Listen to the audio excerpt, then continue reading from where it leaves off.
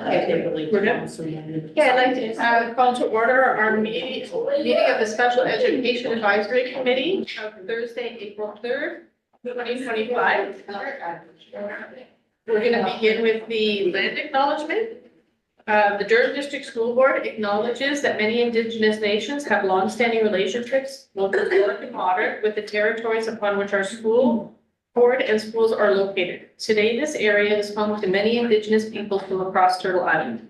We acknowledge that Durham region forms a part of the traditional and treaty territory of the Mississaugas of Scugog Island First Nation, the Mississauga peoples, and the treaty territory of the Chippewas of Georgina Island First Nation. It is on these ancestral and treaty lands that we teach, live, and learn. And we're going to move on to the Indigenous rights and human rights statements. The Durham District School Board recognizes Indigenous rights are distinct. In the exercise of those rights, Indigenous staff and students shall not be subjected to actions with the aim or effect of depriving these distinct rights.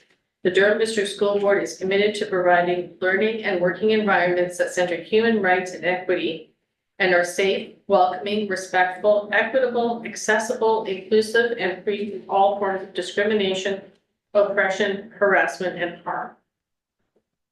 Okay, we will move on with our roll call. We have regrets today from Spencer Renab at Autism Ontario and Rowan Jarvis, the Learning Disabilities Association. Yes. Charmaine Pound, Ontario Parents Association for Children. Michelle Arsenal. DDSB trustee for Whitby. Kelly Miller, DDSB trustee for APAX. Jessica Wells, member at large. Elizabeth Daniel, member at large. Donna Edwards, trustee for Ajax. Tracy Running, secondary representative, principal at O'Neill. Kim Archer, elementary principal, principal at Ontario Street Public School. Jen McLaughlin, Long. Sean and Haley, Grandview Kids. Kelly Durham Down Syndrome Association. Allison Amer, Easter Seals, Ontario. Connor Jenkinson, Assistant Lead Principal with Inclusive Student Services. And Michelle Crawfordy, assistant principal with Inclusive Student Services. Lisa Rye, recording secretary. And Amiva Kyriakis, the Association for Bright Children and SEAC chair. Moving on to the approval of our agenda. Does anybody have any questions or concerns with the agenda as it's presented? Okay, can I get a motion to approve the agenda? Michelle, seconder? Tara, all in favor? Okay, motion passed. Has everybody had a chance to review and approve the minutes from the March 20th, 2025 meeting? Does anybody have any questions or concerns with respect to those minutes? Okay, can we get a motion to pass those minutes? Michelle, seconders? Elizabeth Daniel, all in favor? Okay, motion passed. Okay, we were moving on then to the staff report, beginning with ISS impact updates. Good evening, everyone. I have the pleasure of bringing the impact update for the deaf and hard of hearing student services at the DDSB. Just want to highlight in terms of who they are. The DDSB employs 9 educators supporting deaf and hard of hearing students. We have 9 ASL English interpreters, 9 deaf-blind interveners, and 1 language acquisition worker. And this team offers services to over 250 students through the district and through the deaf and hard of hearing services programs. I really want to highlight just some quotes from the impact statement this time, if that's okay with everyone. So one quote that we had from a grade 10 student: having a TODHH, that's a teacher of the deaf and hard of hearing, has made a huge difference in my life. Ever since I was little, I've had amazing teachers who made sure I had everything I needed to learn and feel confident. They've shown me that my hearing loss doesn't define what I can do, and because of them, I know I can succeed. From an educator, with the assistance of the hearing resource teacher, I am able to support my students in a more personalized and effective way, ensuring they can fully access the curriculum. The availability of the hearing resource teacher has been invaluable. And from a parent caregiver, the personalized support helped him gain confidence, access learning in a way that worked best for him, and develop essential communication skills. This not only enhanced his academic progress, but also empowered him to engage more fully with his peers, teachers, and the broader community. One of the things I would like to highlight from the impact statement is the Kids and Teens Like Me Days. The TODHH, the Teachers of the Deaf and Hard of Hearing, they're proud to promote specialized activities for students with hearing loss from kindergarten to grade 12 in our Kids Like Me and Teens Like Me Days. And they're throughout second semester. Activities promote socialization with students who have a hearing loss to increase their friends, increase social skills, and enjoy educational opportunities that are fully accessible. Thanks. Thank you. Does anybody have any questions that come back to the impact statement? Questions? Yeah. I'd like to hear a little bit more about the Kids and Teens Like Me days. Yeah, I just wanted to learn a little bit more. Sure. So throughout the semester, so second semester between January and June, we have 3 distinct days, age group appropriate, where we would do activities, social activities. Usually they would go to somewhere in the community, a service within the community. They would do an outdoor activity. We've done a variety of things over the time. And it's really for the students to get to know each other, because sometimes students that are deaf and hard of hearing could be the only student that is in that particular school. So it's to really help them make connections, and it's an important part of skill development. So it's throughout second semester typically, usually only 1 day for each age group. And we've got really good response back from the kids asking for more time. But it is quite a bit to organize and get them all together because they're all throughout the district. We have one coming up that's at the end of April and one at the end. Does anybody else have any questions? I guess I have a question.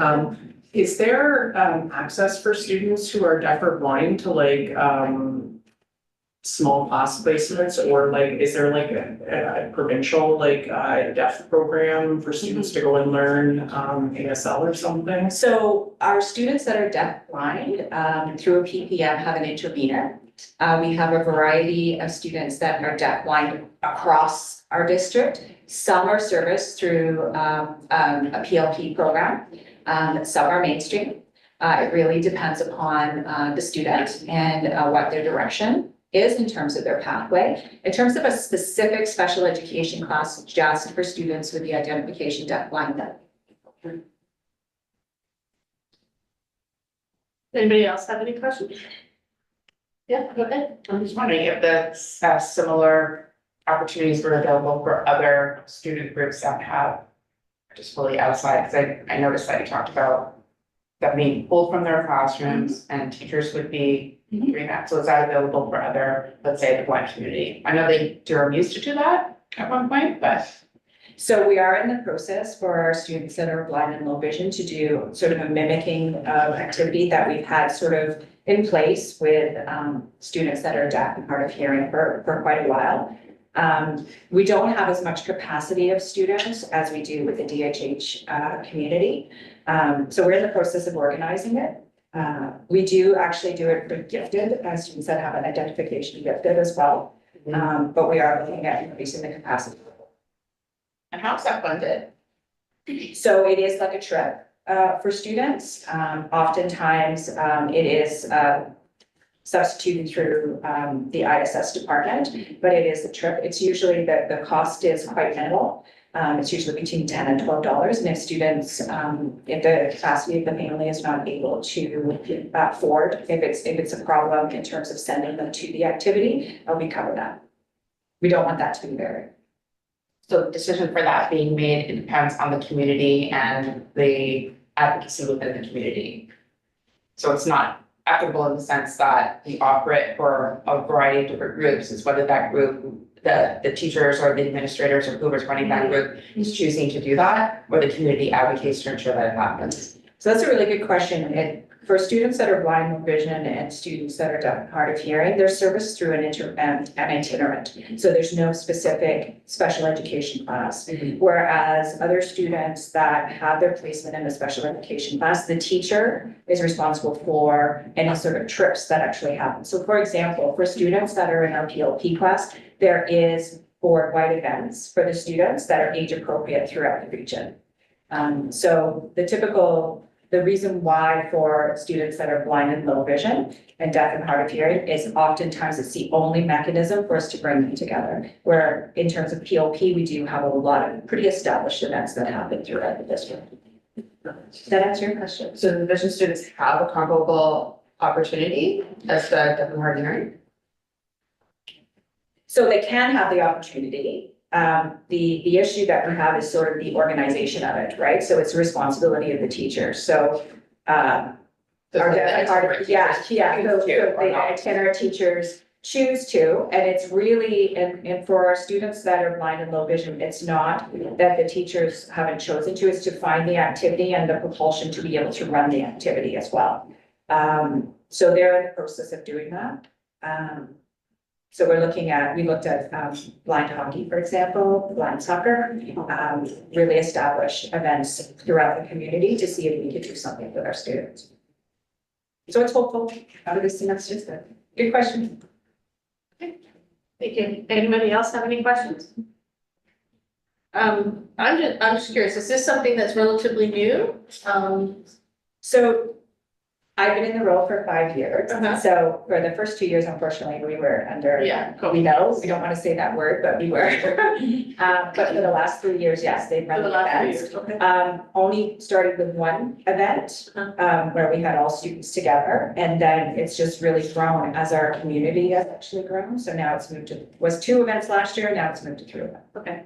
No, I'm happy to see it because I've known kids who've been deaf and hard of hearing and low vision kids who haven't had those opportunities previously. And that's why I'm curious, is it relatively new and making sure that we're getting that out across the system so that kids aren't being left out or something that could be involved. That's the part that I'm also concerned about too, right? So, okay. All right, then, moving on to number 8 on board reports. Not sure which trustees can take a board of it.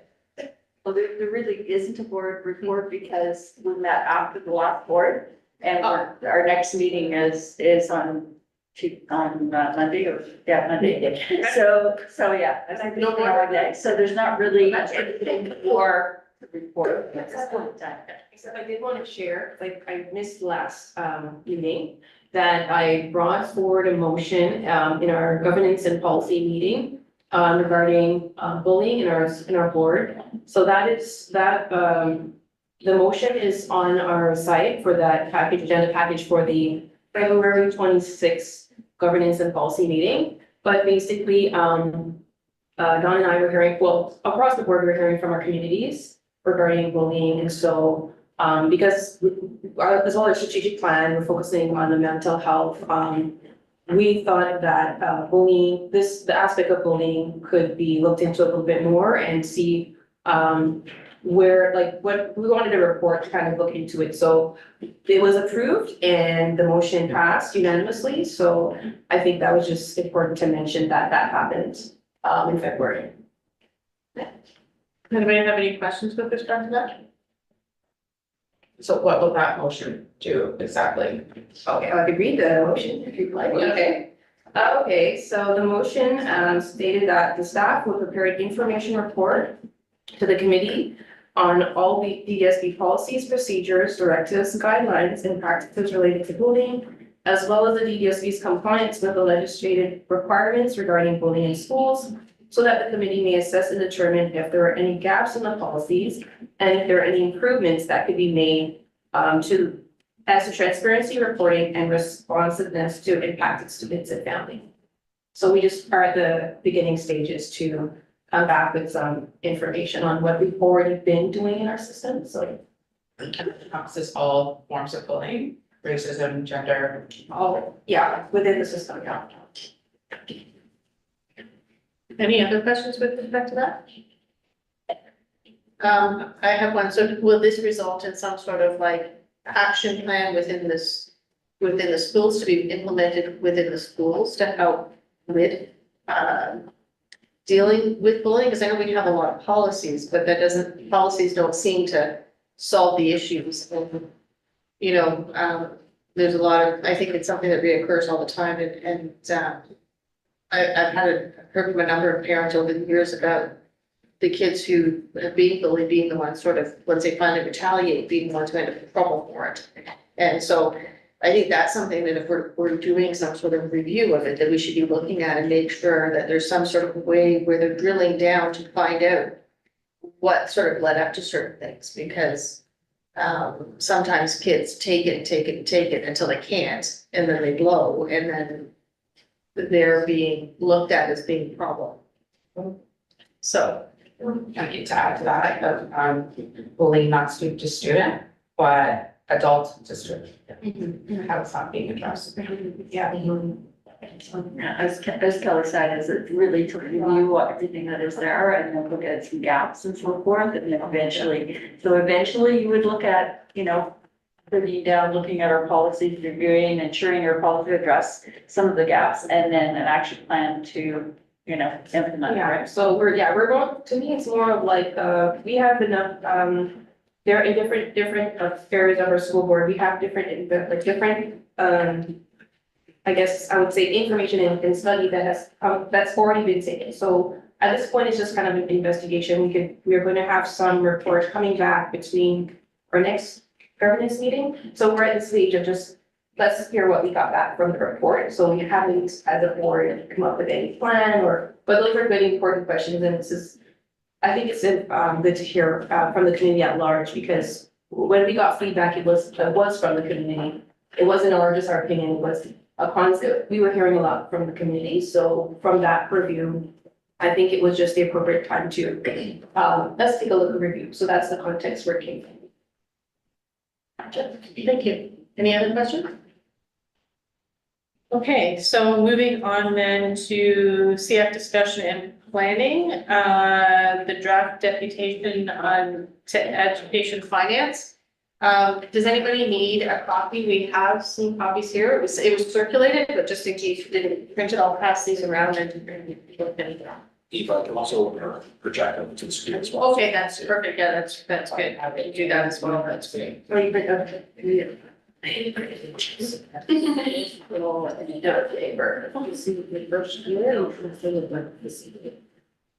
You see, but after your first review, they can just talk about their job. Walking back, go with the work and stuff. We know. You know, this is Mark one day.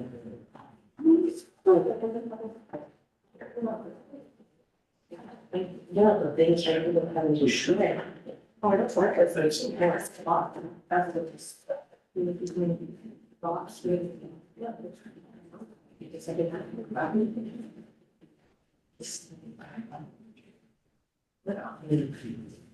Eva, do you want me to? Yes, I'll hand it over to you. Yeah, sorry. All right, yeah, no. Now that we got everything up. Sure, okay. That's perfect. You know what, I have to put your glasses, sorry.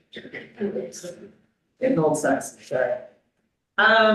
So what you have before you is for those of you who've been here before, this likely looks familiar. It is a condensed version of some information that we've sort of taken through over the years and other things. So this first deputation, which is going to be April 15th, hence the date. This is sort of prior to us getting the numbers for next year's budget. So we don't have an actual budget to look at, which is, well, usually we'll do that. Plans, if all plans go well, is scheduled for sort of the end of May this year. So this one is sort of more focused on SEAC as a group. What are the things that we would like to provide information to the budget committee? So please pay attention to our concerns on. So that sort of was the slant of what this meeting was. So Jessica and Allison and myself kind of came together and shortened it, simplified it, and based on the feedback that we've gotten through Lisa thinking, we sort of added some points in. So we can kind of quickly add, I'll go through the sort of the 3 points that we've collected. I think some of the conversations that we've had saying are not necessarily for the finance committee, because it was like, how are allocations for EAs done? So the finance committee doesn't do that, they just provide the money to do that, and then we go to our system leads the process and then those sorts of things, so that wasn't necessarily something we should be putting into the report here, but other than we want to pay attention to that, so we, from a financial perspective, so Connor, if you want to just. Yeah, you just tell me what. Yes, please, let's. I'm looking at it, so wait. Yes, look, I've got it. Okay, so just sort of guiding principles, just sort of saying that for our regulations, this is why we. That's just the usual, so our general disclaimer, we are why we're important, why it's important we are here. Next piece. So this is sort of looking at, so what we wanted to highlight again, so this is what we started talking about last time, was the big bugaboo has always been the outdated census data that has been used to fund the model. And we've got finally new data, so we were starting using the 2021 census data. However, it is being phased in over 5 years, so this year should be year 2 of 5. What we're hoping, continuing to be hopeful, is that it will still be better than what we had before. But again, because the data is going to age again, right, before we're finally using the full piece of it, we're still concerned that the growth in Durham is still going to outpace what the predicted model is and census data for 2021 is going to tell us. So just, we're in a growth region, so those sorts of things, we're kind of being left in the same spot that we were before. We just sort of slightly shifted the needle a little bit, just because we've got, 15 years more better data than we did before. So that's sort of what that points are there. Next piece. What has weird stuff on there? Just keep going. I don't know why. I will go fix that. I don't know why that's on here. Okay. So the other thing that we've also sort of talked about is, again, we've had some really great conversations about some of the issues and those sorts of things, but one of the big ones that we wanted to highlight again is that there is systemic ableism in the system and all forms of discrimination, and we really need to strive for a truly inclusive and equitable learning environment for those staff.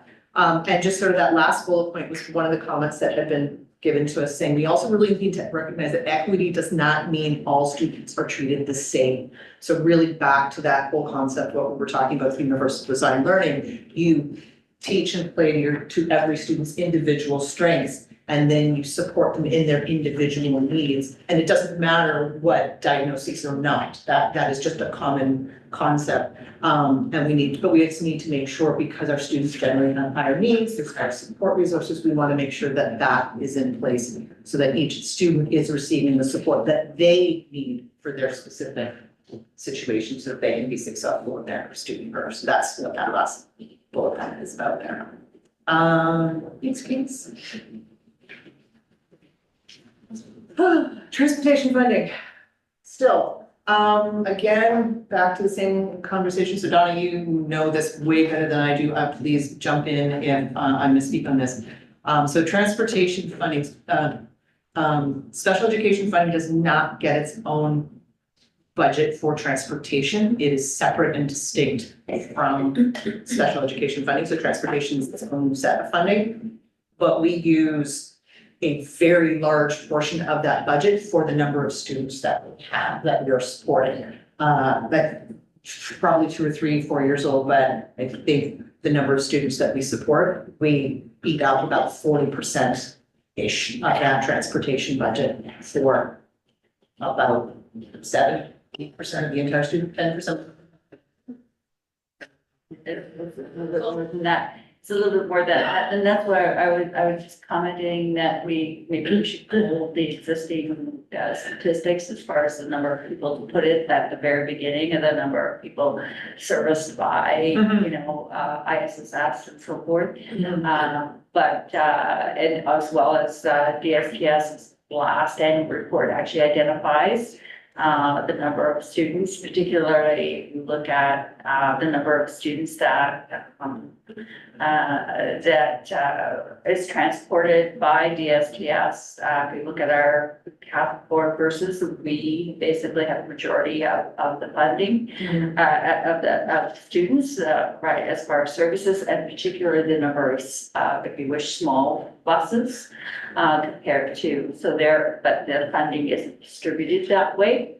Right, so it is distributed based on the size of the buses or whatever, is, so that, in fact, as you said, they changed the funding formula and we lost, the ability to provide, certain busing, certain transportation services.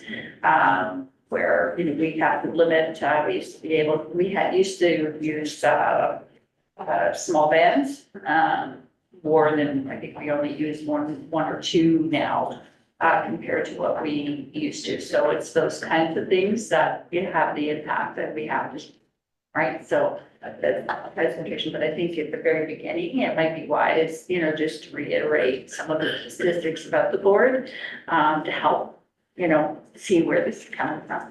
Great, thank you. Add that in. Sometimes, yeah. Because I'm taking notes on it, where do we think that would best sit within the SEAC? Just to frame it at the very beginning, In here, right for the bullet point there. well, even at the beginning of the presentation, to frame the whole Oh, presentation. okay, yeah, okay. Yeah, just an overall sort of thing saying, we have this many. This is how many, this is Whatever. how many people we're representing. sort of Yeah, idea. yeah, Oh, great and idea. then, Okay. yeah, just sort of that to frame the whole thing, right? Yeah.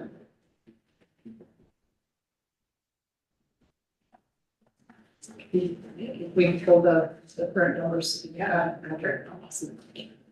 And then the last one was, I did paraphrase this, so if I just did miss, communicate the intention here, was maintenance of small class placements, so, not necessarily, I'm gonna say in terms of the specific number and the specific locations, again, that is based on processes and that sort of thing, but just in terms of we have to continue to support students who just cannot succeed in a mainstream classroom environment. We have children who just would fail and get lost in a mainstream class of 30, 35, and these swimming children. I know my son would lose his absolute mind and be completely lost if he was in a mainstream high school education class. Like, he can't handle a math class in grade 9, let alone sitting in grade 12 right now where he is. So we have to make sure that there's alternate placements available for every student so that they can continue on through their potential in an environment that's supported for them. So that was certainly, and that's what we're talking about, is availability of those placements. I would say it's maintenance of the option, small class placements, right? Because,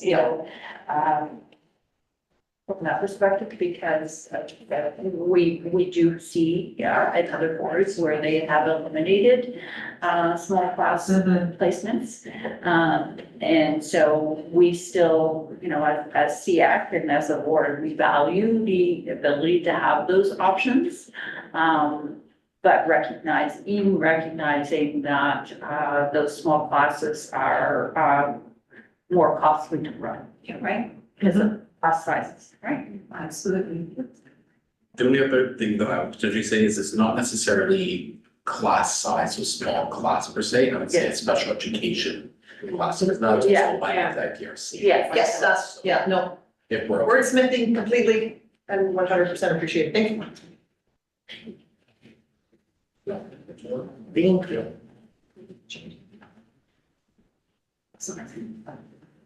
Good to go. I think so, yeah.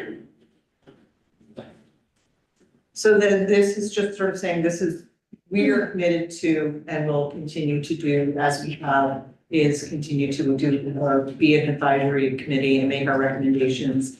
For all the associations around the table who all have respective provincial organizations. We have some lobbying power available as required. We are community voices and continue to advocate on that on behalf of all exceptional students. So that's just our standard. This is what we are and what we will have done and continue to do. So, yeah, I think, and then I have to thank you because it's also like, please let me know if I got anybody's name wrong or if I'm missing anyone.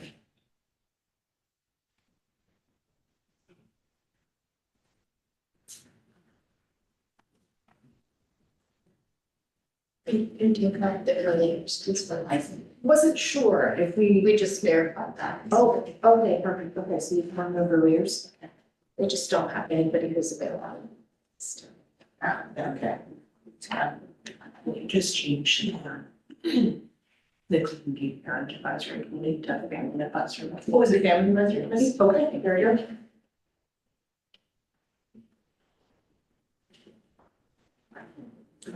You family advisor now. Thank you. That's it. All right, any additions, comments, questions, please? Question, I don't know if I'm recalling correctly, but I feel like the 2021 census was voluntary instead of mandatory. That's what it was, right? I thought, was it short form versus long form? Yeah, sure. It was short form versus long form. Okay, maybe that's this. I was just wondering how that may have impacted the numbers. The last one was long form. Oh, was it? Last one was long form and it was, they basically selected, it's not everybody, right? That they select, you get sent. The last one was, it was the previous one that was the short form. Okay. That was the long form. That was one of the issues with the previous set of data. It was that, it was a short form and it wasn't, where this time they sent it out to a long form out. Not everybody gets it. They sent it out to the selected, randomly selected people. So if you got it, you were required to. If you got it, you were required to fill it out, yes. Anybody else have any questions with respect to the presentation? I just want to thank you, Tara, for taking this on once again. Excellent. I'm glad you had very good. That's good to hear. I wasn't here last week or last month, so I didn't go through help, but I'm really glad you had some.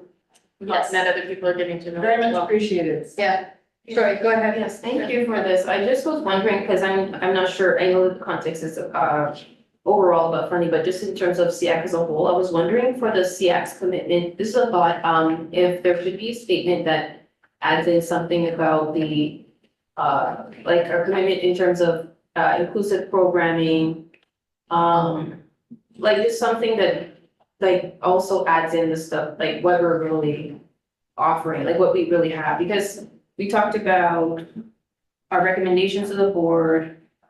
We said, I guess it said in the last one, but I was just wondering if maybe mentioning something about our like maintaining or, you know, basically our advocacy for, we said exceptional students, but our individualized, like we want to continue and grow our individualized programs or individualized plan, that kind of stuff, like that kind of thing. But I was wondering if a statement around what special education offers in that broad context should be added in there as a point. So just a thought to the committee. Do you want to draft up something? I could, but then when do we need this to? So the deputation is on the 15th. I probably have to have it into Kristen the Friday before. I think she's usually pretty lenient with me. So whatever that Friday is. So this week. 10th? 10th of April, is that right? And this week, This week. 11th, whatever. Okay, I don't even know what, I don't remember that I had breakfast. Come on. The 11th is next Friday, Next Friday is 11th. No. and then the meeting's On the Tuesday. Yeah. Okay. I could do that. Yes. Yeah, so because I don't know, I don't want to paraphrase and then miss the point. So, So, yeah. sorry, what I'm thinking is just a statement that talks about, like, I think for me, the equity statement is missing. So that's where I was going with something that just aligns equitable opportunities and the individualized programs on that like trend. So just, I guess, just a simple statement that just kind of encapsulates that. So, yeah. Draft something, okay. And if anybody has an idea or like they can just let it know. And it's on this particular slide that you're looking to do that? If there's any other suggestion, I just thought because it says our commitment, but it's not really mentioned. Like, I think it really enhances when we like relevant clear what we're. So are you talking about special education programming in general or what SEAC, the advisory committee does? Like what Because we don't we're saying determine our commitment. programming, right? Yeah, but our commitment to, so what are we So is it that we're promoting, we want to continue to advocate for equitable opportunities for, or we want to, like, just something that we're committing to, but a little bit more specific, I guess, or clearer? Just as a statement, right? So that, like, because I'm thinking if I'm gonna be talking about, when people read this, they need to know, like, what is it that, as SEAC, like, what are we that we're committing to, like, not just because we advocate, like, it's a little bit, there's broadness, but there's also specific things that really is important to SEAC, so. I think maybe some of the confusion is this says SEAC's commitment, but it's really SEAC's role. Right? So SEAC has a legislative design role. And that's a lot of what is stated in here, right, is what our role is. Could it go in that section, all students can succeed, and so, because that's Yeah. something we're talking about is like, On the guiding principles? yeah, Yeah, like under something like guiding Oh, principles, yeah, that would right? be great, if it says all students Yeah. can succeed, so it's like. yeah, but I agree with you, because you kind of have it outlined like, very specifically on the ongoing work to support inclusion, but it's not part of how we measure success for students. Right, it's really critical. Yeah. Okay, is there any other questions or input with respect to the deck? No.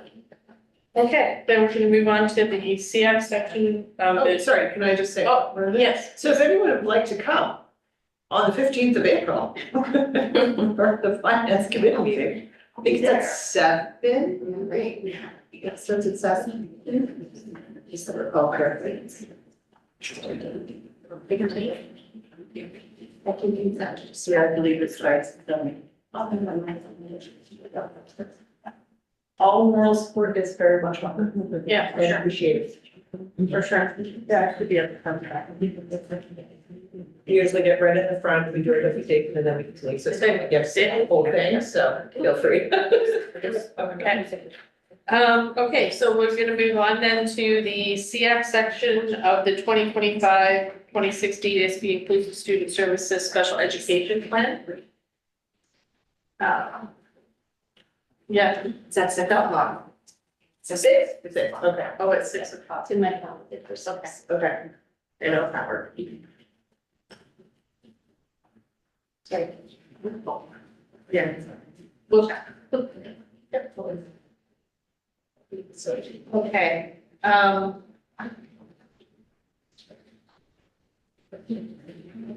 so I think, so we're moving on then to the SEAC Special Education Advisory Committee, section of the Student Services Special Education Plan.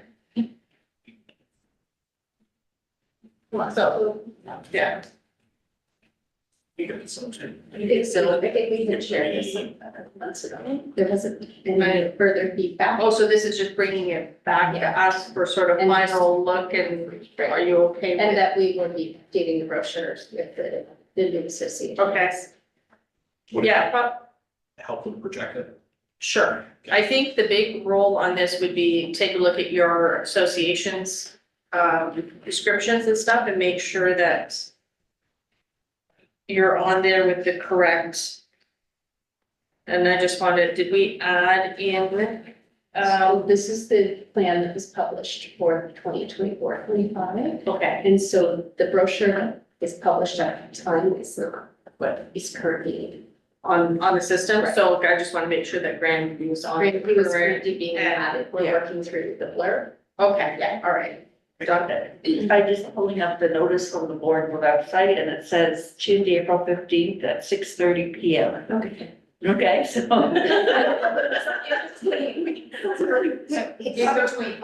So, and what do you feel like? It's on the board's website, and it's the media release that says, 6:30, just so you know. And I'm going, I don't think it's this, and I don't think it's that, and I have to remember, but anyways, Thank you. all right. We probably gave ourselves some leeway. Yeah, exactly. Yeah. Okay, so yeah, if you just want to take a look at the blurb for your association and make sure that that's correct and you don't want any changes to it.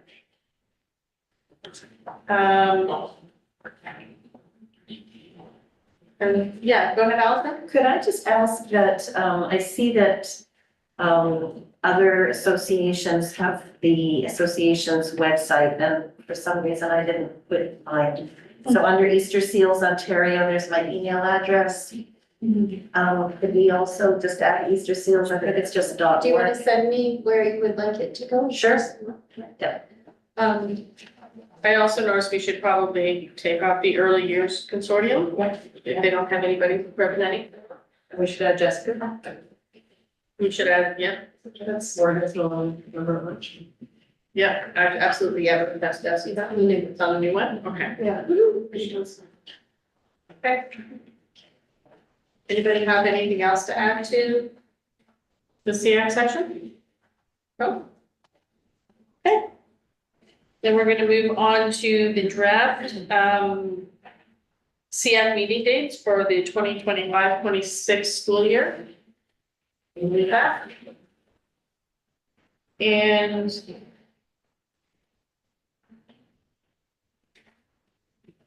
I just wonder if it makes sense to just go through them month by month and just make sure. So the first one is September 4th.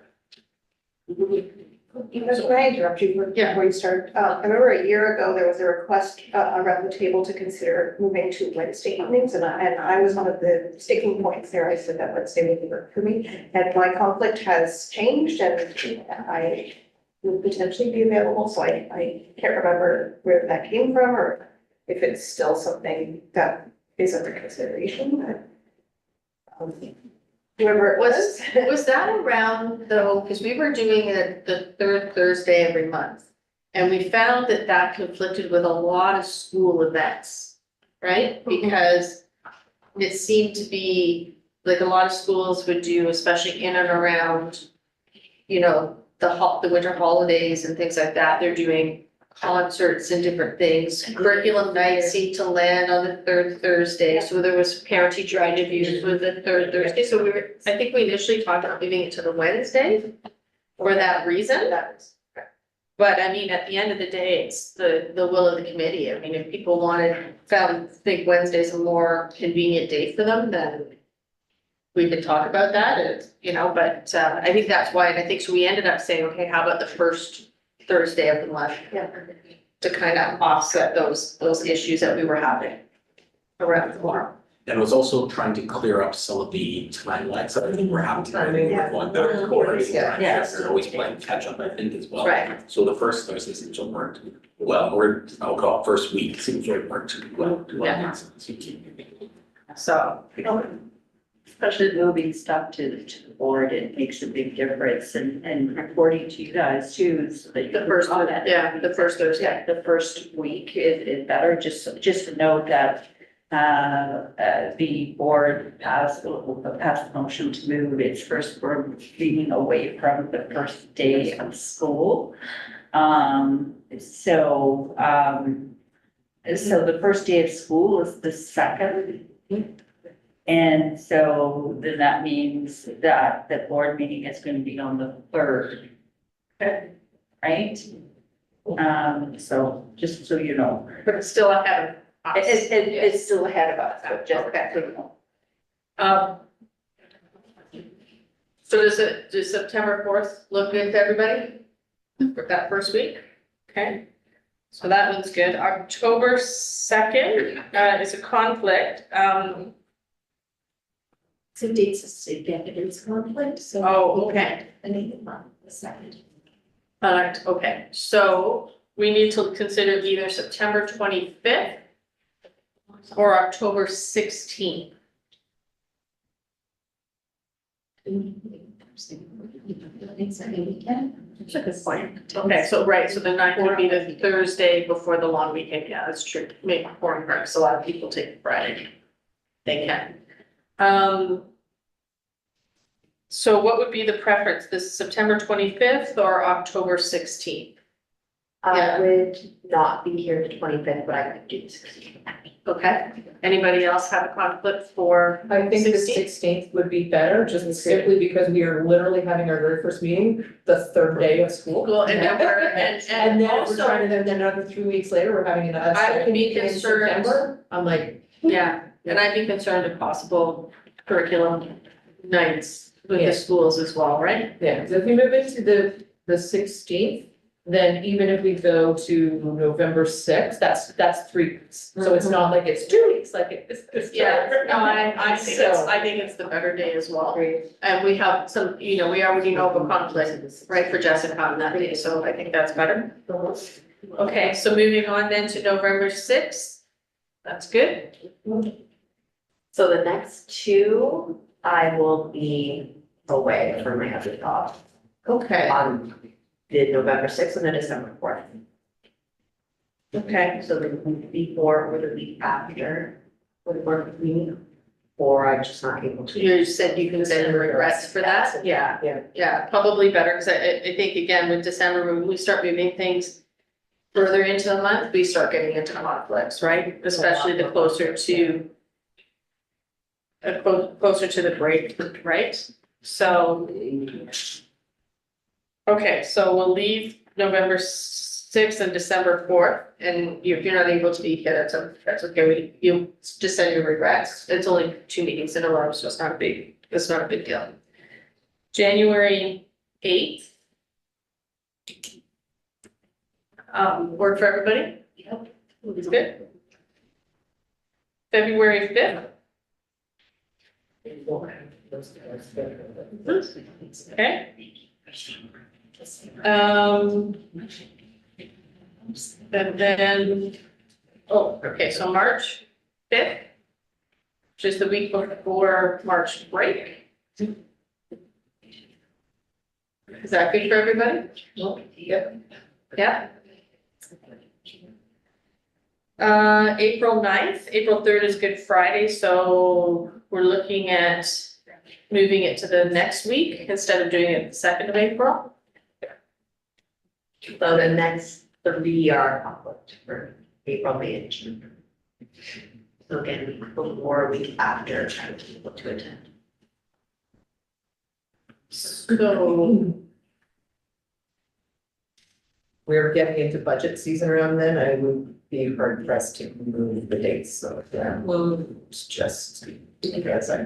Budget amendment. Yeah. the difficulty is we need to stick as close as possible to the first Thursday, because we kind of put that out there that it's the first Thursday and we're only moving things as we absolutely have to, yeah. Is it possible that somebody steps in her place? Jessica's a member at large, Yeah. so you can't really, yeah. Actually. But, so April, May, and June are conflicts? Okay. April's already being moved.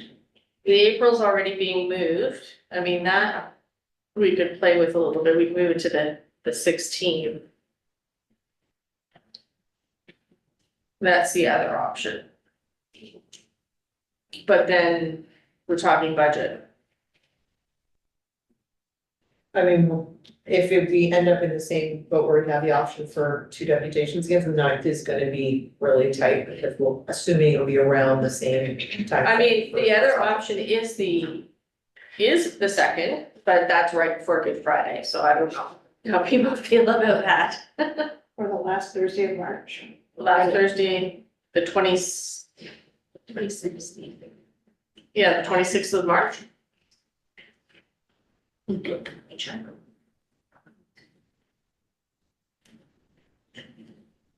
mean, it's fine with me. Any objections or issues? For the 26th. You'll be away for the 26th as well? Yeah.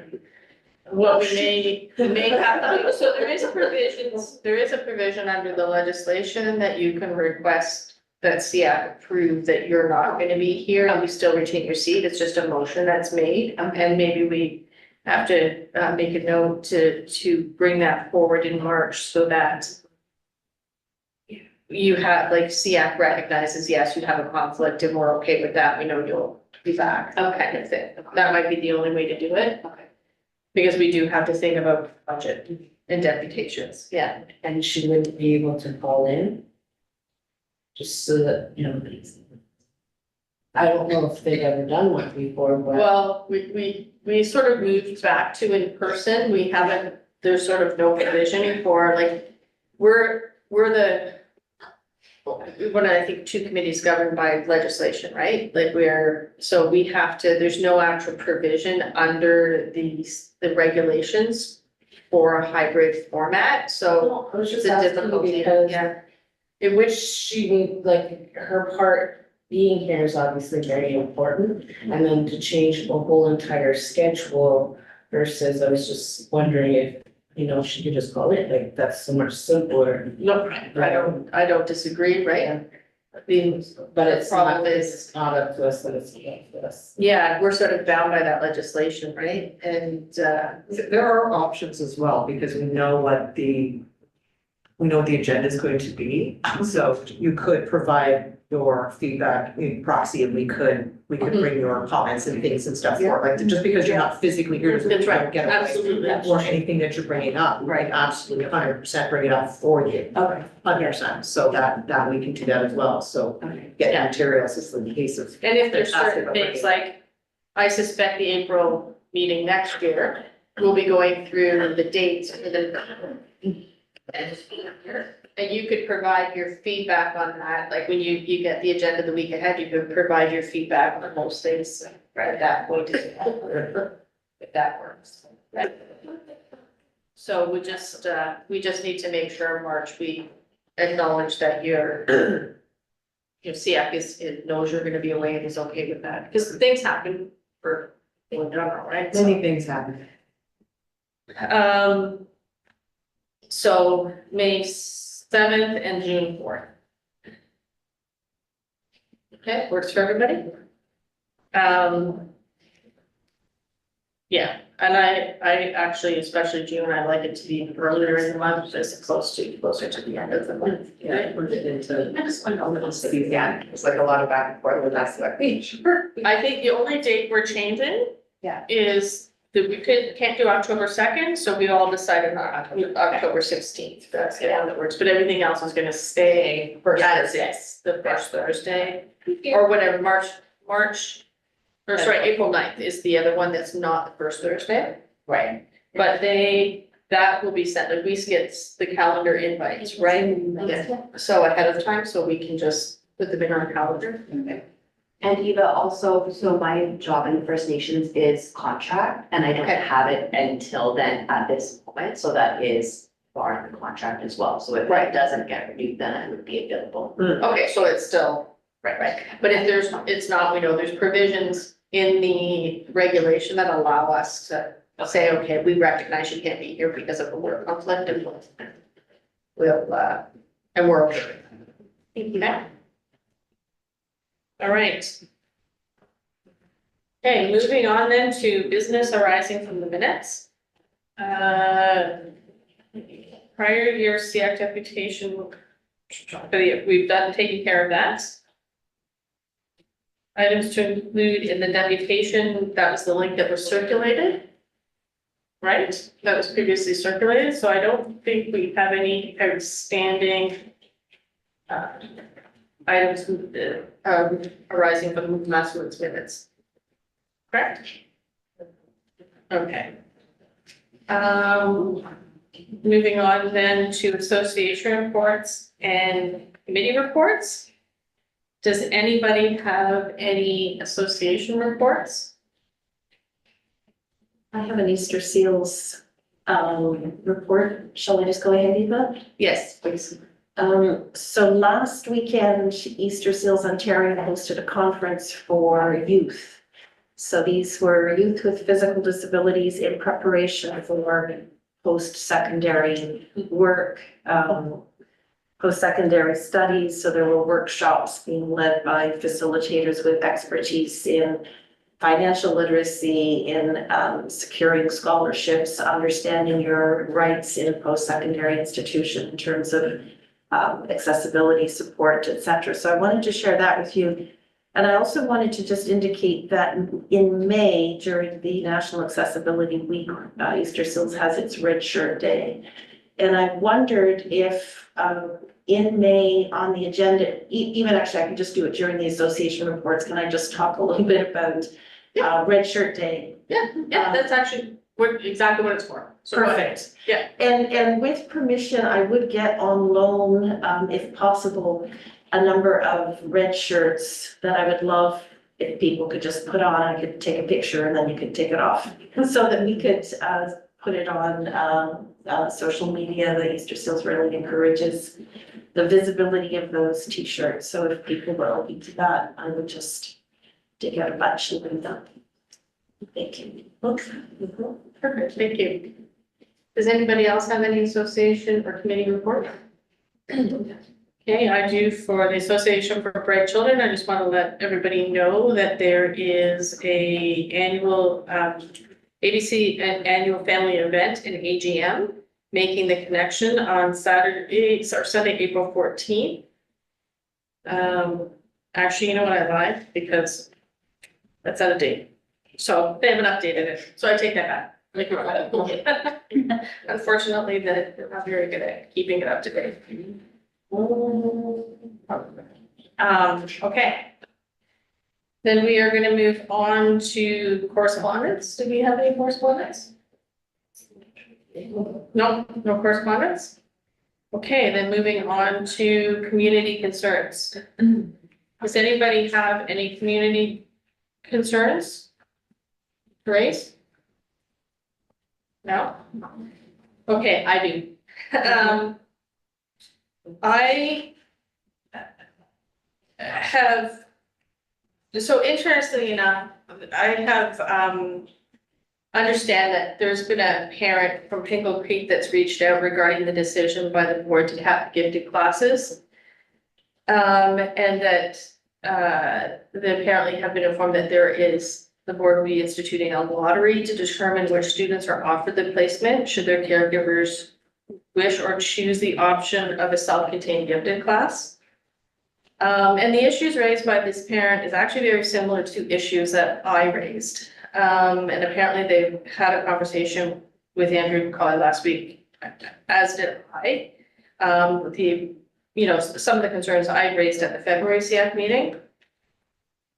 I mean, first of all, I want to express my concern that changes are being made with the gifted program without the consultation with SEAC at all. As a representative of Association for Bright Children, I'm finding out about the changes after the decisions are already being made. I found about the decision to cap the classes right before the February SEAC meeting, literally like right before the meeting. So there's like no time to digest what I was being told, let alone to formulate a proper response to that. I found out about gifted orientation sessions being canceled. After I emailed the facilitator on the Monday before, they were supposed to start on the Tuesday. I had been invited to attend them and actually took vacation to do so. And found out only because I sent out an email that they weren't happening, and that you can imagine how I would have felt if I showed up to William Dunbar that morning, only to find out they weren't actually happening. The reason for the cancellation was stated that this isn't done for any other special education class placement, right?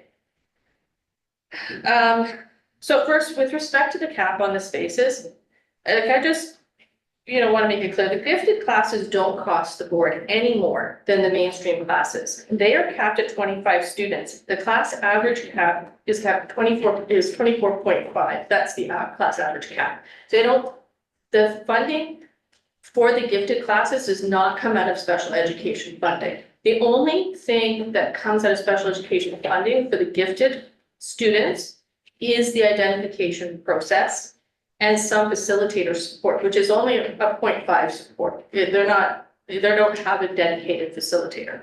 So capping the classes isn't saving money. in that respect because they are not funded through special education. The teachers that teach these classes, they only need Spec Ed 1. They don't need both Spec Ed 1 and Spec Ed 2.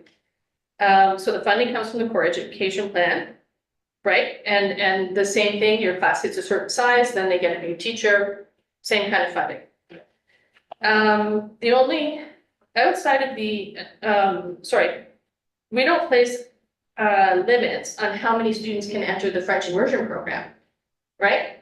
We bus those kids who want into the program, regardless of the number of kids that want into it. There's no cap put on it to say this year, 10% more kids wanted to join that program.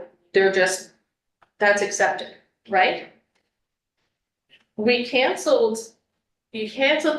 only 2 programs within the board that have mass movement at the beginning of one school year. And that's into grade 1 French immersion and into the gifted program in grade 4.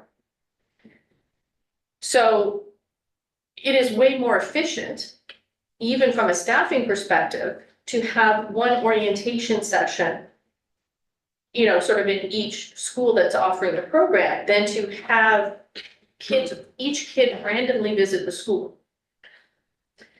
There was talk about, one of the problems was that last year, the gifted orientations came across as a sales pitch. The only reason last year the orientation sessions were set up that way was because the facilitator at the time had stepped into the role unexpectedly and had no gifted experience and acknowledged that. Therefore, she turned over the presentations to the schools themselves. So the schools ran them as they saw fit. Previous years, you go to the school for the orientation. There's a little blurb at the very beginning. The kids go off to the classrooms with the students of that in the grade 4, and they get a bit of a tour of the school, and they get to see what's going on within the classrooms. The parents stay in the gym, they get a further explanation of the gifted program, the next steps, etc. Are free to have the ability to ask the facilitator, and myself as a SEAC rep, but also as a parent whose kids have gone through the program, questions about how to juggle busing, etc. Or 2 kids at 2 different schools and things like that. That's the purpose of them. They haven't been done like they were last year in previous years. They talked briefly about the nature of gifted kids. So my question is, if you're going to take away that orientation from the gifted kids, are we taking that away from the French immersion kids? Because it doesn't, otherwise you're comparing apples and oranges, right? The other special education classes are not comparable to the program, because the gifted classes are more a gifted stream, more of a program than it is they're even the classes themselves are the teachers, sort of plan the program more like they would for a regular classroom, not as individually based as, a PLP class, for example. So, and in my discussion with Andrew, she touched upon demographics and some of the issues that may be around demographics. And as I said to her at the time, we don't want to, why are we throwing the baby out with the bathwater? Like, we should be trying to understand why, there is a large number of Asian, Southeast Asian, white kids. There's also kids, lots of, number of kids, at least in my kids' grade, from the Black community, but maybe not as many as there should be. The question is why? Why is that happening? We should be looking at that, and we should be trying to figure out what's the barrier there and solving that barrier. Because I think that is a barrier that needs to be solved and should be solved. But we're just sort of, basically trying to treat all the special education programs exactly the same, which is kind of the opposite of differentiated programming. I've been asked, we talked about, well, if we're gonna honor the option of true integration, if parents want to keep their kids in the mainstream, how are we gonna do that? I've been asked to trust in the process, but with no plan around it, no indication of how that's going to happen within a mainstream class, because we haven't been able to do that so far effectively. The other thing that brought up was issues around, which was brought up to this parent, was issues around anxiety. The fact of the matter is, yes, a large number of gifted kids have severe anxiety. That is actually a gifted trait. It is not because of them being in a gifted classroom. If anything, denying them that access will exacerbate that anxiety as opposed to help alleviate it. And I've seen that firsthand, and I've obviously, having 2 kids who've gone through the program, I can tell you gifted parents talk a lot to one another about their kids and the struggles that they've had. And I can also say that many of these kids show that anxiety in toddlerhood. There is an article that was actually was provided to some of my older daughter's grade 4 class, by one of the teachers, and it was talking about the double-edged sword of giftedness, right? And there's lots of reasons why these kids struggle with anxiety, and a lot of it has to do with their ability to see the world in a different way. They see their brains go often to where their emotions are not yet prepared to handle, and that's the asynchronous development of a gifted learner. And they find comfort and strength in one another because they're with people who think like them, talk like them, and act like them.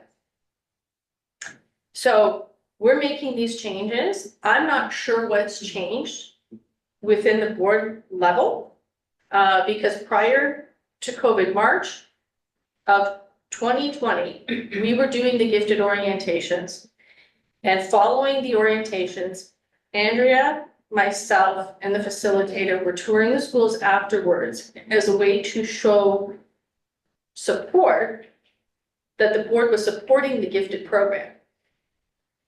And at the time, I was assured actually we were going to get back to that once everything settles down. We've not gotten back to that, but that was done because there were there was an administrator talking about the fact that she believed that the gifted program was going to be eliminated because it had been in every other board. And at the time, I was assured that was absolutely not true. But when I start seeing things like this, I find it very hard to believe we're not trying to walk it back or move it out. So, and I clearly am not the only one sharing the concern, because you've got parents whose kids are in the program currently who are starting to be concerned. So my question is, what's changed within the board, and is this what's happening? Are we looking at walking it back? Because I just see a watering down of something. Sorry, are you streaming? It's possible. But the problem is, you're gonna support in a mainstream class, how are we gonna do that? Because if you've got a 0.5 facilitator, and you're gonna try and now support the extra kids in these classes, how are we doing that? I don't see a plan, like I haven't heard a plan, is what I'm trying to say. It's the same, you're dealing with other classrooms and other streets as well, right? Yeah. So it's not an isolated case amongst gifted programming, gifted students, and we're seeing that everywhere, like grade 9 and 10 streaming as well, under the banner of equity, under the banner of anti-racism. So yeah, it's complicated. for sure. It is complicated, and the question, at the end of the day, it's okay if the supports are there. Right. The question is, are the supports there? And we talked about that even with this streaming here at SEAC. We talked about what are we going to do to support these kids to ensure that it's not just you do streaming grade 9 and 10, and then you're right back to where you were, or that these kids aren't going to sink in that, right? Because you need to support at the same time, right? Teachers have to be able to change their program, change their way of thinking, and be trained to be able to support students that they may not have ever had. They were always, you know, the academic students, but they were always back at teaching the academic stream. And now they have students that are coming with a bunch of, I mean, the likelihood that they're going to change their programming is probably low. 100%. So then you're gonna have students who are going to struggle. Yeah, Tara, go ahead. Is that any different of having a child with developmental delay in eighth grade class? No, No, right? It's no different. Just- You just the have points aren't there. teachers that are going to 100%. be required to do universal design for every single child in that classroom. And if you do not have the experience and do not have the time or the resources to make that successful, it's going to fail. And ultimately, it's gonna be the kids that are That's right. suffer. That's right. And integration without support is advantage, right? The problem is that you struggle with the lack of empathy towards kids who in the program are on the opposite side of the curve, right? You get lots of empathy for, you know, at this end, but not at this end. And yet there's struggles, That's right? debatable. Again. But no, 100%, Right, it but depends people upon the will, person, Right, right? And who's got what experience they have, and that's the problem, is that That's right. not everybody has the same amount of experience with, or understanding. or an understanding, exactly, right? Michelle, go ahead. Thanks. Through you, Ava, a couple of things that I just want to address. So it's not a lottery. That's not the language that we're using. It is a random selection in line with what is seen as other boards as well. We do have it's not called an orientation. We are having tours in line with what we do with other classes as well. So that is happening. In terms of being canceled, schools were told not to book the orientation. I do know that some schools did go ahead and do that. So I apologize for that. I was There are sent a others- list from the facilitator of the dates and times. So that was directly from the facilitator, not from the schools. I will have a discussion. So there are tours. There was a video that went out. There are tours that are booked at each of the schools. So that is in place. We're just in the middle of a process right now.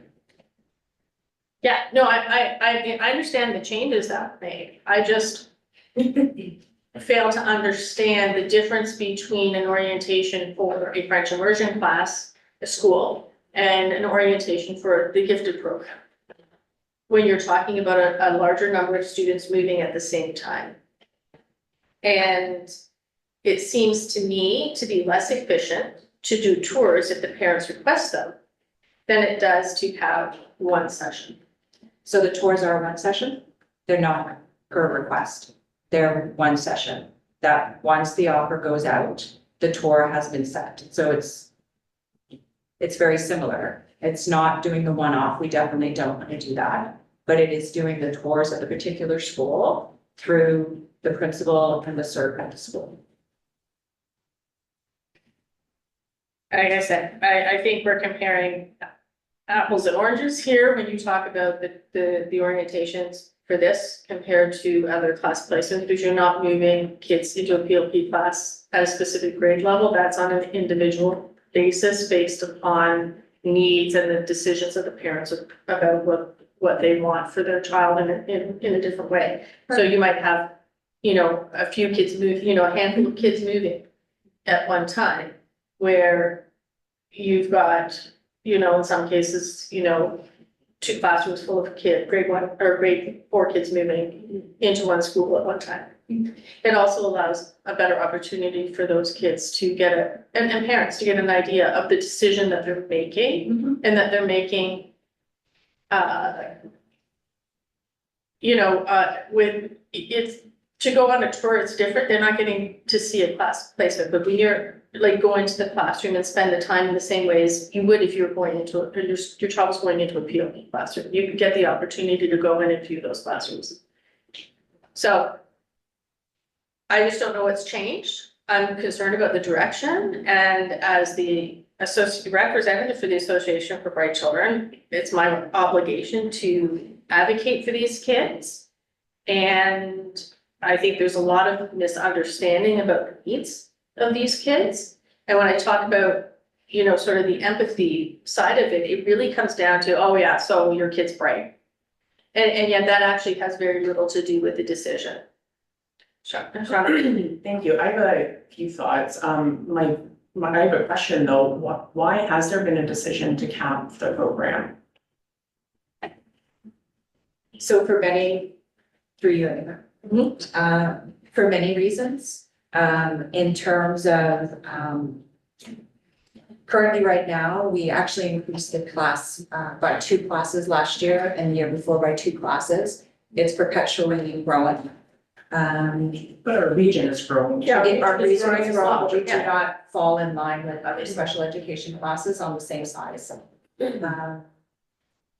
Definitely in terms of, what the data is actually telling us, more than happy to bring a report forward. And I'm not sure what the conversation was with Superintendent McCauley, so I was not here at the time. But happy to bring a report forward to SEAC. Is it accurate? Like, sorry, is it Eva? Yeah. Eva was saying that it's not funded through special education, it's just through the regular student funding. So I'd like to see a reason for why there needs to be a cap on the size of it and. I'm happy to bring that forward. I'll bring a report. I'm in a really unique position because I'm actually a gifted teacher with the Toronto District School Board. To my knowledge, like I've been on maternity leave for the last year. We don't have a lottery system or a selection system. If students are gifted, they're entitled to a gifted placement in our school board. I haven't heard of And that that's what we before. have been up until this year. Yeah, and we've closed a lot of other programs. I haven't heard of that happening with our gifted programs, so I don't know what other school boards are doing, but I know Toronto's the closest neighbor on one side. I haven't heard of that. I haven't heard of that happening. And just to Eva's point as well, I think I've heard a lot of talk from the DDSB about inclusion, and I think that that's great. While kids can be supported inclusively, and some kids can't, right? So some gifted kids might be able to be supported in a regular class, and some gifted kids might not be. And I don't know that it's equitable for them not to have a different placement option if they can't be supported in a regular classroom. And academics isn't necessarily the driving factor there, because as Eva mentioned, there's a lot of other factors that affect gifted kids, and social inclusion and anxiety are just some of those. But my worry would be for kids who can't fit in socially in a regular classroom, and the same would be for some children with intellectual disabilities. Like some of them can get along just fine with other kids in a regular classroom, and some of them can't, and they're very isolated and alone.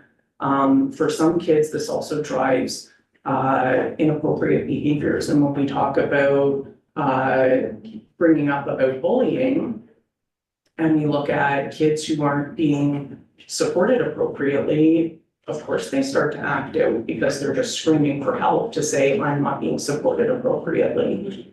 And that's a worry as well. And there's a lot of data to show that gifted kids, when they aren't in gifted programs, begin to not achieve well and begin to have inappropriate behaviors. So that's a really big concern that doesn't just affect gifted kids, it affects all kids, right?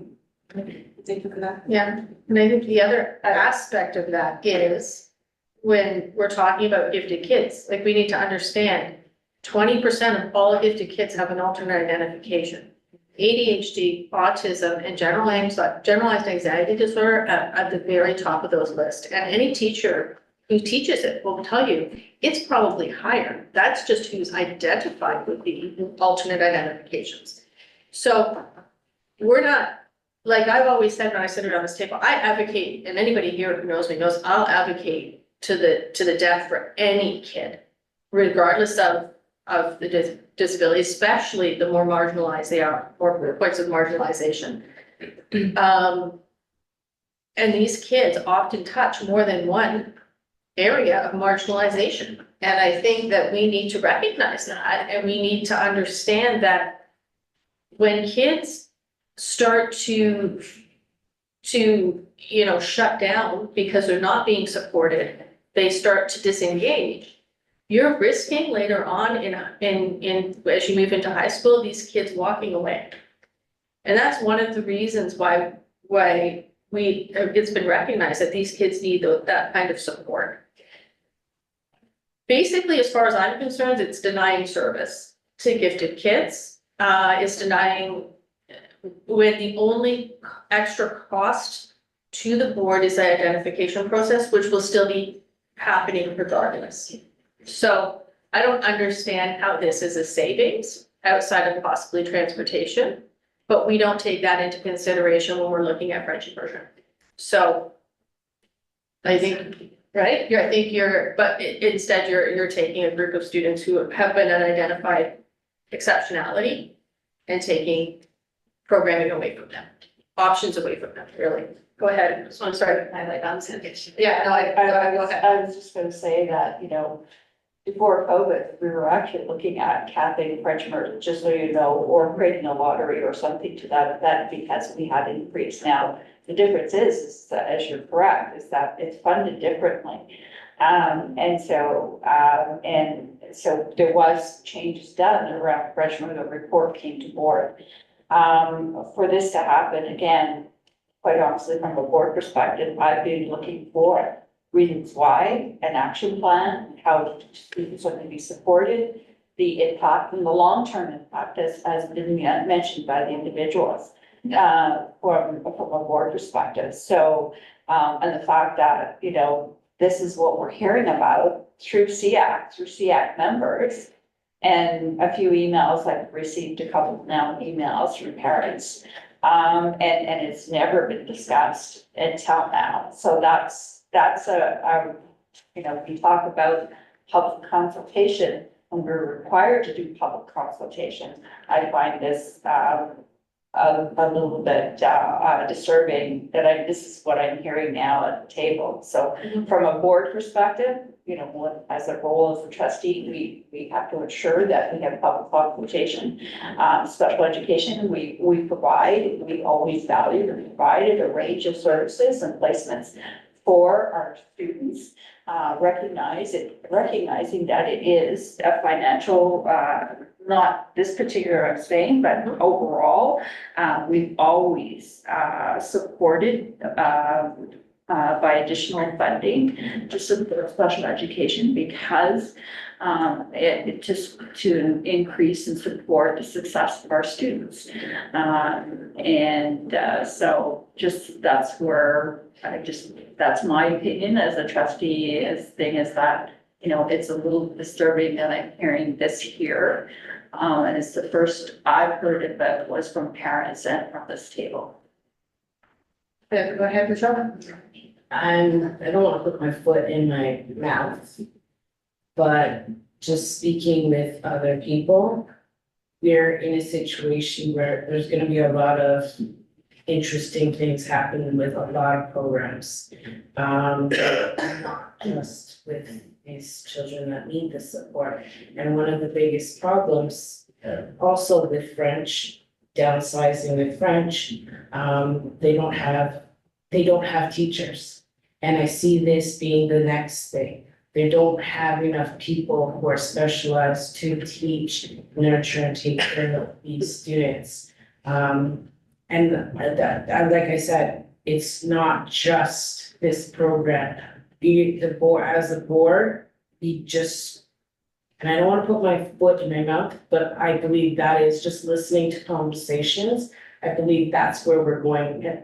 We just don't have the right people in place to teach for a lot of these kids. And it may sound crazy, but it is really the thing. There are a lot of people who have children in French class and their teacher doesn't even speak French right now. They don't have French If your teacher's away, you don't have someone, your substitute teachers, they don't have a substitute for French teachers. We have, what's the other one, like, we have many different courses and everybody needs help. Everybody needs the right person, and from what I'm understanding is we're running short of those people.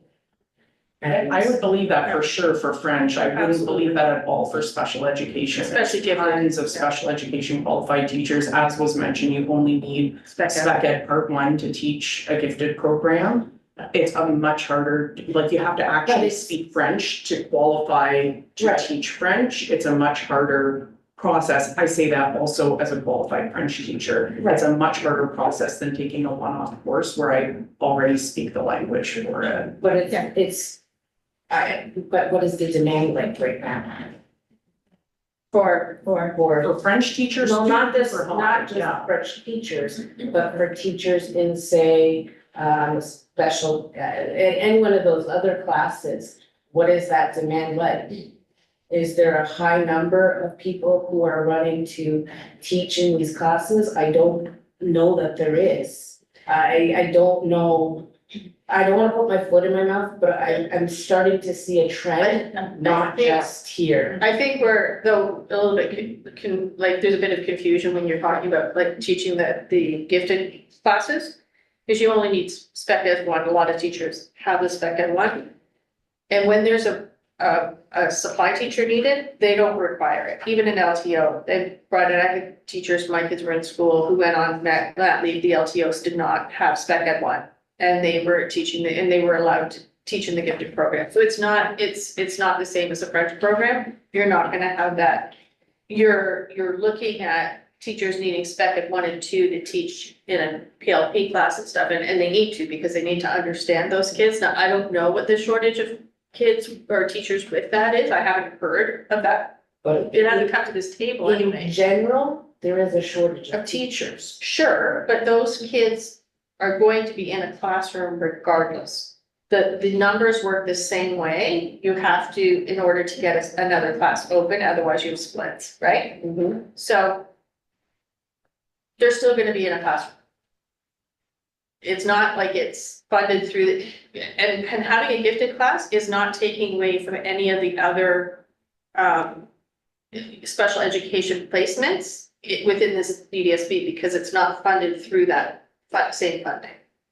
So that's, and that's been my experience, right? I've seen that, so.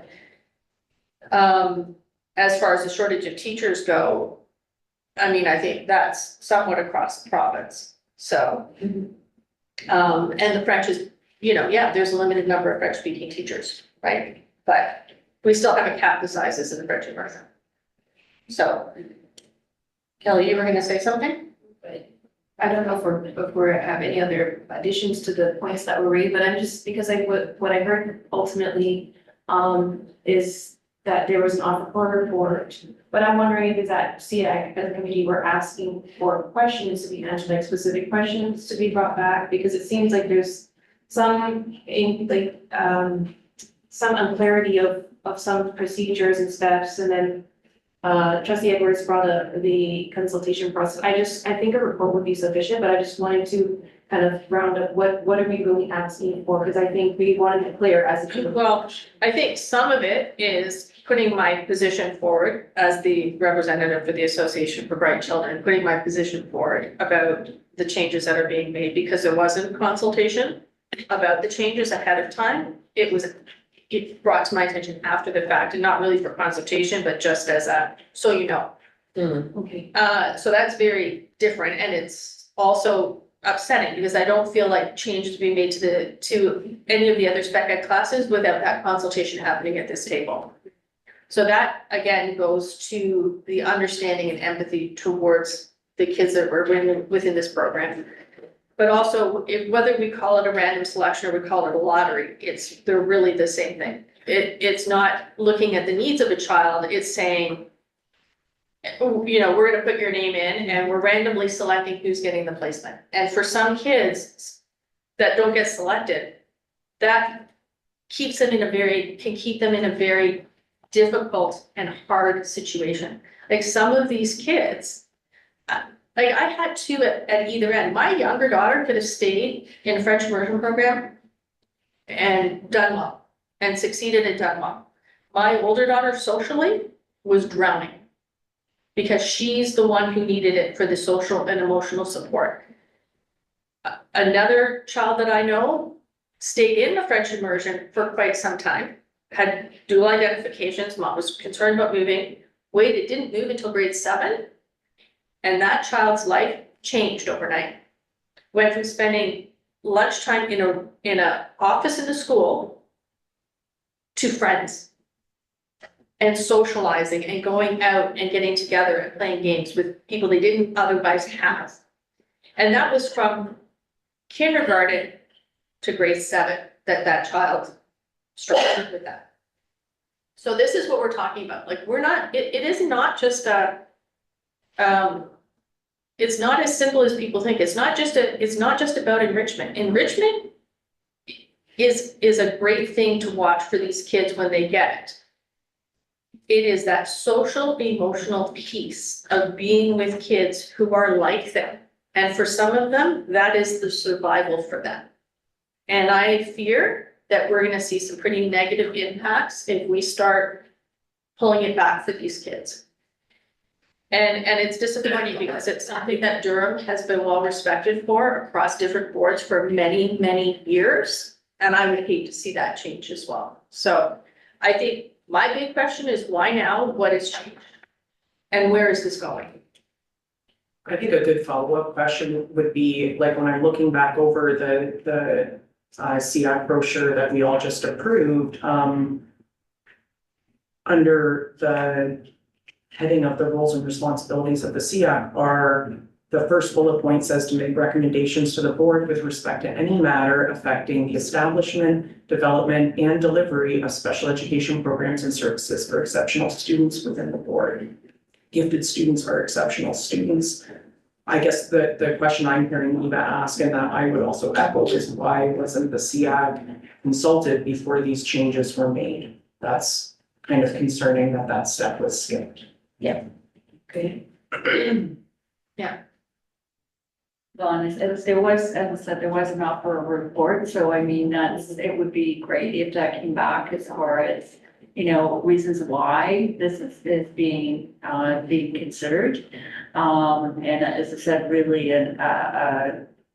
if this is the way it's going to go, then it's a matter of a transition plan and what the supports and services, as Eva had asked, as far as what is the plan to support these students as well. Like those are all really good things that I would need as a decision maker from that perspective. So, you know, that kind of report coming back to SEAC would be much appreciated as far as I'm concerned. Yeah. Does anybody have anything else they'd like to add? Okay, thank you. We are moving on. Can I talk Yeah, about sure. community, sir? Yes. This is around transition planning, particularly for transition planning for students who are coming from other boards or who have been around or from, I would say, some of our partnering agencies. And that I know it's supposed to happen, but I'm also wondering how much involvement there is and who knows who's responsible. I'm thinking of when it comes to, and even if it's a partial integration, I'm just thinking, say from the road school program, and now we're going to say, okay, we're going to have a partial integration that we're going to start with just socialization or whatever. Who's responsible for that transition place, and is it clearly lined out to do that, and ensuring that that is done before that is starting to happen.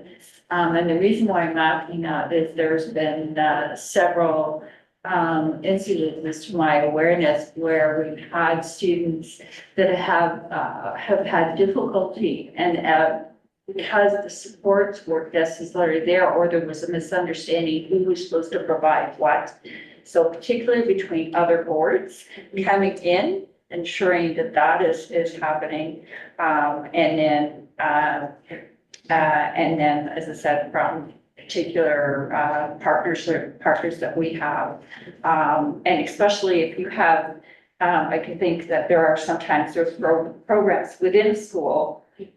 There's transitioning that's still going to happen because they're in here. And then, so I think it's really got to be kind of clear. So I'm just kind of questioning is how is that being ensured that that's being done? I know what's supposed to happen, but what type of, and what type of supports are also provided to the staff at this point in time, and the students and the parents, because the parents are not necessarily familiar, especially coming in from another board, and the services are different from board to board. As I said, there is a lottery system for French immersion in the Toronto board. We don't have a lottery system. And the expectations from parents from here to here, and especially if they show up the first day of school and they're expecting the same, because the parents think that it should be, it is the same, but across the public special education services, they're delivered differently, because there is no standard, right? Right. So just how is that doing and ensuring that the parents and student are comfortable and adjusting to the class? So through you, Ava? Yep. I can follow. Okay, so all administrators were trained on our new procedure, mitigating risk of injury and support for students. And as part of that procedure, right at the end, as part of the appendix, because in consultation with our union partners, they brought forth, as well as the administrators, wanted something really outlined and step by step in terms of transitions for kids, because we know that they are difficult, as you mentioned, class to class, school to school within the same FOS, one side of Durham to the other side of Durham, outside of the province, and outside of our board. So there is, we actually, through consultation, actually drafted out a checklist. Our administrators could probably speak to this, around the things that should be in place in order to support a student very significantly as parent and guardian consultation, student consultation, and then what the steps are to make sure that that transition is smooth. Do you want to talk about the growth? Yeah, so when we're thinking about our ECP partners, right, so our education community program partnership, so we lovingly call it growth. Yeah. We always have to be cautious, because when we think about it, because Grove is servicing 6 districts, it's servicing different partners and different groups as well. So when students are part of the ECPP program, they are not students of the district. Again, I'm sure that's the obvious understanding. So we treat it as when a student has that full roster seat within that community care partner, we're treating with the option at this particular point.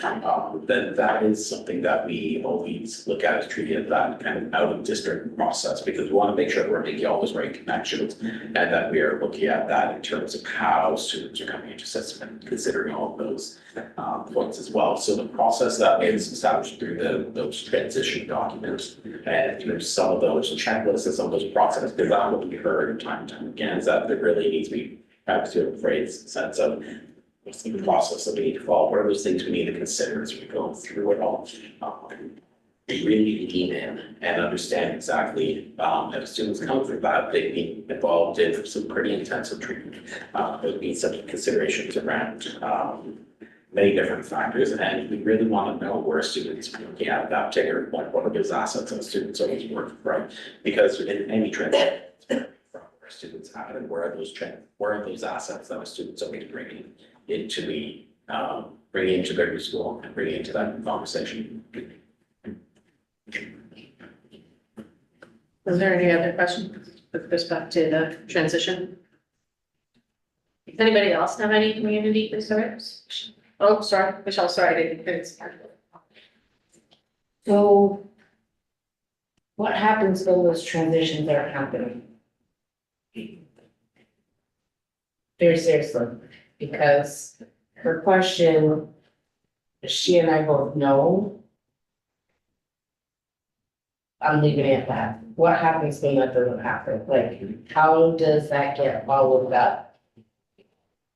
Who do we look to say what happened here? That's really what I'm looking for. And how do parents, if parents are advocating something they know they're supposed to have, that legally they're supposed to have, and it doesn't happen in a timely manner, and their children are being harmed, their children are being marginalized, their children are being stigmatized in the process of something that should happen within the first 4 weeks of a student coming into a new board, new school, whatever it is. Because anything outside of that is absolutely going against everything that we say here, everything this board is for in terms of caring for kids. Yes. If a transition from one place to the other, regardless of differences in boards and supports and all of that, it should be in place. There's no, I'm sorry, I'm speaking from the eye right now, speaking to the eye. There's no excuse for that. Not in 2025, not with the resources that we have, not with the technology that we have, not with the reports that have already been made, not with the research that have already been confirmed around what's best for kids around this very topic. So to do anything less is, to me, intentionally not following what this board very openly and very adamantly says that they commit when it comes to inclusion and equity for kids. And what Eva was sharing, I think just emphasizes that. So along with bringing those reports, I think there needs to be a conversation amongst those who are policymakers or decision makers in this board in terms of what are they centering in this work? And are they truly considering the impact this has? Like, I'm shaking right now because I'm just hearing these stories right now, and I'm thinking the stories that I carry of families that I'm supporting who are going through stuff right now, and it's like, this doesn't need to happen. It just doesn't. I'm with you, I have a list as long It's as enough if for the not longer, reports. parents who I've had conversations with about Yeah, drop balls being dropped. parents don't want to see reports. Kids They getting want to blamed as a see result. results. Yeah. They want to see action that's personalized for them. Yeah. And there's no reason we can't do that in 2025. It's solely just decision making, and I don't know where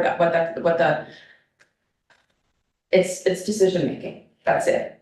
It's not about it can't be done and we need more reports and we need more research and we need to find out more, we need to consult more. No, we don't. It hasn't changed in the last 20-something years. Yeah. Sorry. It's a long day. I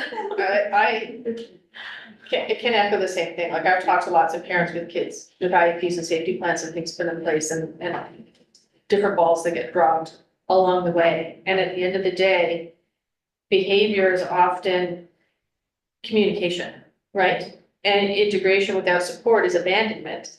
Right. And you've got situations where, and I did a lot of volunteering within the school, so you see things. And there was many times you would see the desire of an educator or whatever for compliance.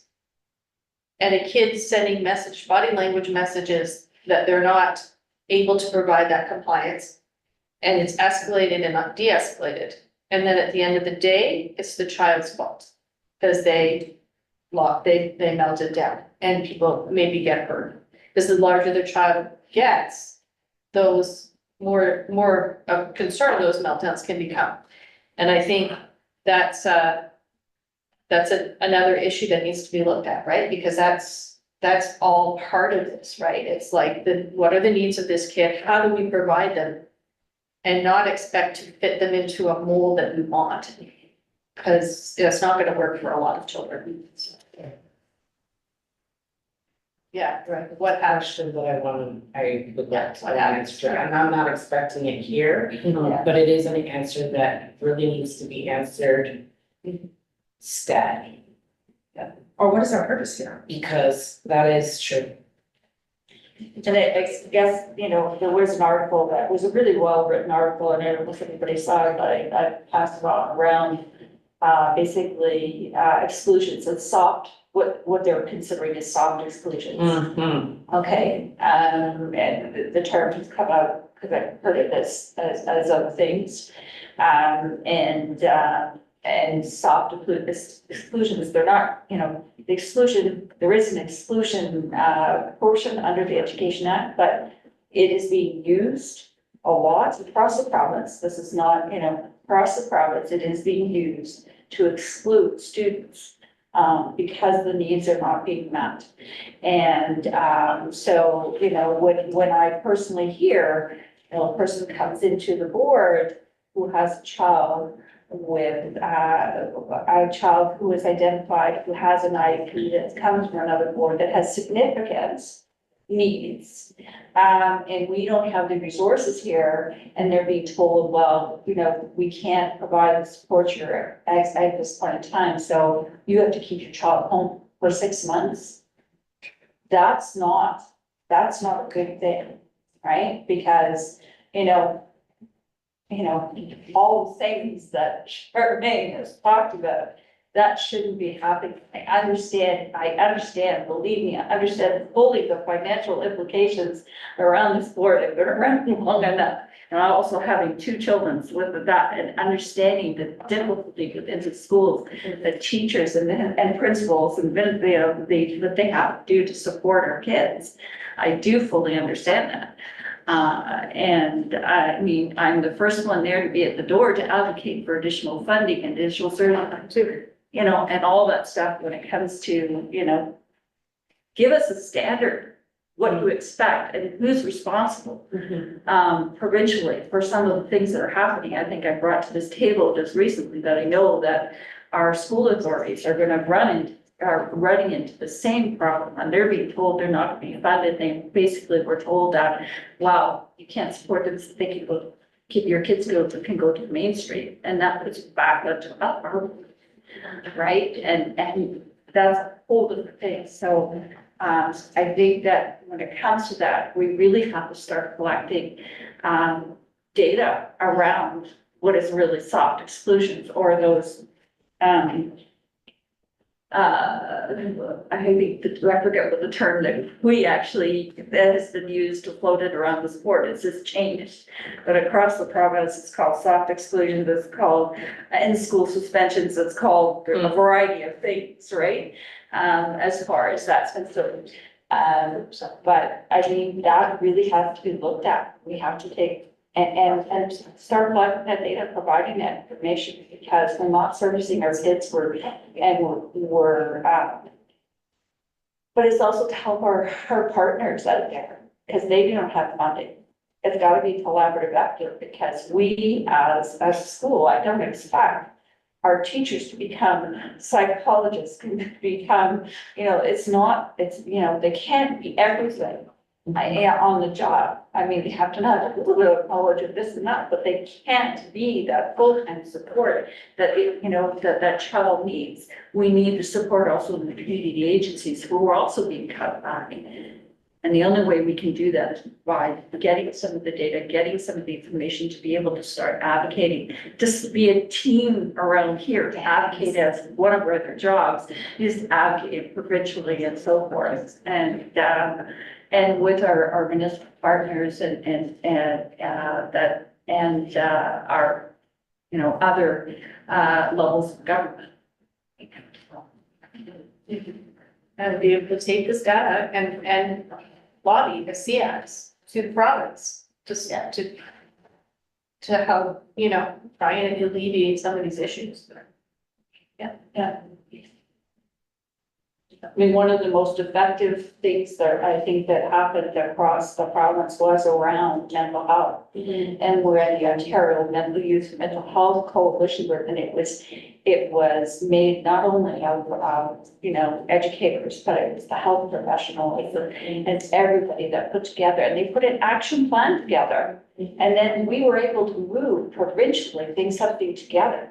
But right now, pretty much is everybody around this table, or volunteer, and they volunteer, and they also work usually in work for some part that supports education. And they see it in their jobs as well, and they're stressed out as well. And we all volunteer for this because, you know, we're volunteering to support our students.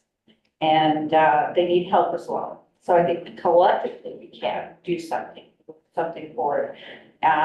Because we don't have the resources to do it anymore. The associations are dying for volunteers and everything else. And so we stifle voice because we're so busy trying to put out fires. Definitely. 100%. Yeah, go ahead, Kelly. I'm just wondering because, in terms of our advocacy, we were used to writing letters and putting things out. I know that election's coming up. I'm just wondering if even if before the data, we have important questions, that we can put out there. I just don't know what other meetings. I mean, like, we could probably get some of the concerns out. I think, like, this is something I feel like is growing across boards now. Like, it sounds very big. And I wanted to highlight too that the OHRC just put out an action plan for the tackling of anti-Black racism and discrimination in education. And what they did was they did do some consultations with different groups, and they did hear. And so it's not this is not a report, or this is an action plan. So it's possible to get our voices on a higher level. I mean, when it comes to equity, we're not dealing with opinions about what is equitable and not. This is, to me, this is now under the umbrella of human rights. So I'm just thinking about how we would go about advocating in another way to get this out on, like, just all the key points that was raised in the room. I mean, the provincial election, which is the one that governs us, right? Yeah. Is already happened, so our sort of goal right now would be still continuing to lobby the ministry. And I also believe copying shadow ministers, that's something we started doing on some of our letters, especially the more, because, you know, unless they share it with other people, right? This way it gets other parties asking those questions, hopefully, and hopefully at some point in the floor of Queen's Park. Because it's an issue, and I mean, I think parents have to start making it more of an issue again as well, because we can write letter after letter after letter, but it's often when voices get very loud that, you know, this stuff is starting to be looked at again. I see Kelly's point though. Yeah, I do. And pushing out the Ontario Rights Commission, I mean, the anti-Black racism report For sure. came about because of outcry from the community, part of that coming from the social awareness that happened during COVID. But that's where it came from, and so maybe the lobbying can be in that direction, because once it's in the HRC, you gotta do it. Yeah. Like, and especially if they're framing it as they did with the anti-Black racism one, specifically to education, not just in general, specifically about education. Now we have a document now that says these are the action items that need to happen, not choice, or if a board has a policy or whatever. So maybe that is something that, another direction, another avenue for us to be able Because to. that is interesting, because Human Rights Commission does have a policy paper on Yeah. special education. Yeah. But I don't know that they have an action plan. Right, so maybe Right, so that's maybe where we that's need to be pushed to harder. look at as well. Yeah, but even just to have our voices heard, I think that's an important piece at that level, at that conversation. I think it's very important. If they're not hearing from us, does that mean that everything's okay? No, it doesn't. It just means that there needs to be a united front around the table, even around Ontario. So something to think about. It is, and it's funny because, you know, talk about the past election, and one of the things that annoyed my daughter and I, we always speak about politics and what the impact is and so forth, and so she decided she was gonna ask a question at the last, two candidates at the last provincial election. And so we actually visited the candidates, each of the candidates in Ajax, and she asked the question. Some of the information came from the community living report that you talked about and the wait list.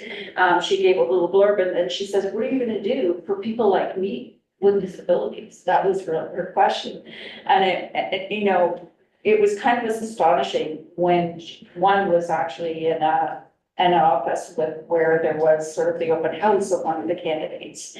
And it was interesting because just the people around there, specifically some of the older people around there, they were like, wow, like what a question to ask. That's a really good question to ask them.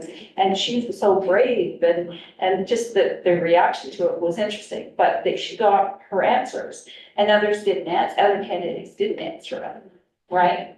But it was that unbeknownst to me, I happened to go to Community Living Ontario and they actually had a media campaign for candidates.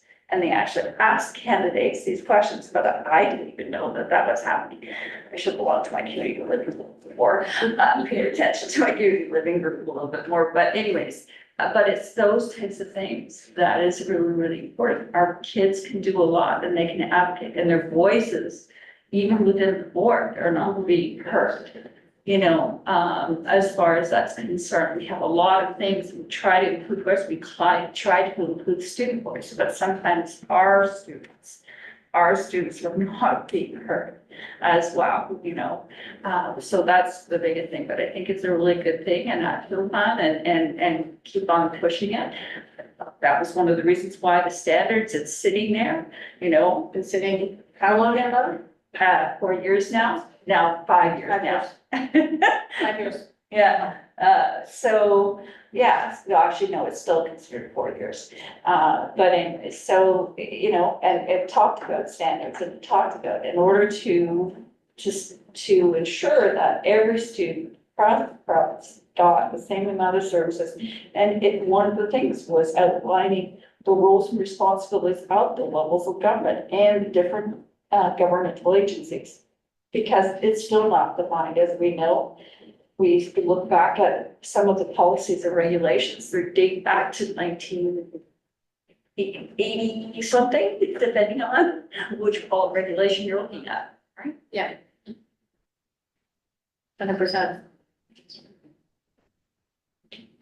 Does anybody else have any community concerns to add? That was. Okay, wait a minute, that was robust conversation, which is good, because I think we need to have, right? Okay, moving on then to celebrations and successes. Maybe end on a lighter note. Well, it's just that my daughter did that and I was quite proud of her. I supported her doing it, you know, she did it and she went out and she did it. And then because of that, the successful Ajax candidate invited her to his swearing in down at Queen's Park, and so she attended the swearing in of the local, you know, the newly elected MPP, because he heard her voice. And he invited her, not me, but I was there as the driver. Anyways, I didn't count. But it really was because, you know, she took that opportunity to go around and speak. So I thought that was a really, really good. Awesome. Anybody else? An Adam story? I have no Adam stories. It's only been 2 weeks. I'm sorry. I am recovering from a concussion, so I am sorry. Okay, fine, all right. I do not recommend falling down the basement stairs, just 1 star. Oh, no. Do not recommend. Okay, does anybody else? No? Okay, so our next meeting is May 1st, 2025. Adjournment, motion to adjourn? Kara, seconds? Michelle, all in favor? All right. Thank you.